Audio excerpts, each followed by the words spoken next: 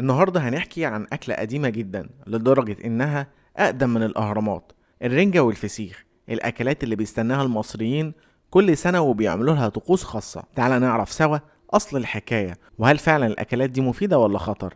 يلا بينا. الفسيخ أكلة فرعونية قديمة جدا. كان المصريين القدماء بيحفظوا السمك بالملح علشان يفضل لفترة طويلة، وكانوا بيسيبوا السمك في الشمس والملح وبيستخدموه في الأعياد، خصوصا شم النسيم واللي كان اسمه زمان عيد شمو. والرنجة ظهرت بعد كده كبديل أخف شوية من الفسيخ، وهي في الأساس سمك مدخن مش مملح بنفس الدرجة بتاعة الفسيخ. طب ايه الفرق بين الرنجة والفسيخ؟ الرنجة بتعتبر سمك رنجة مدخن، بيبقى طعمه مدخن ولطيف وبيبقى أقل خطورة، لكنه برضه محتاج تخزين سليم. أما الفسيخ فهو سمك بوري مملح جدا ومخمر، الطعم بيبقى قوي وممكن يكون لاذع، وطريقة تصنيعه خطيرة لو اتعملت غلط. ولو اتكلمنا عن أضرارهم وفوائدهم، فالفوائد: الأسماك عامة بتبقى مصدر غني بالبروتين وبتحتوي على أوميجا 3، وبيساعد أكل السمك على رفع الشهية وتنشيط الدورة الدموية. أما الأضرار، فالرنجة أو الفسيخ بيحتوي على نسبة ملح عالية ممكن ترفع ضغط الدم، وكمان لو اتخزن غلط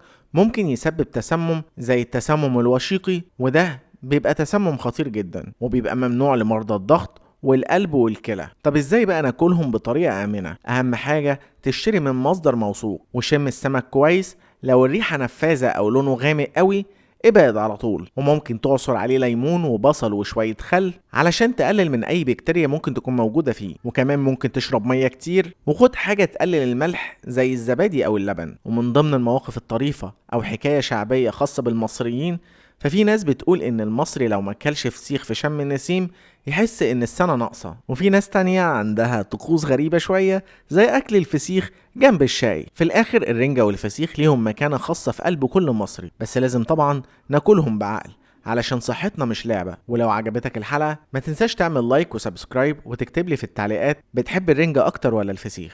وبس كده، دعمك ليا لايك وشير، ولو انت على اليوتيوب اشترك في القناة، وما تنساش تشوف الحلقات اللي فاتت.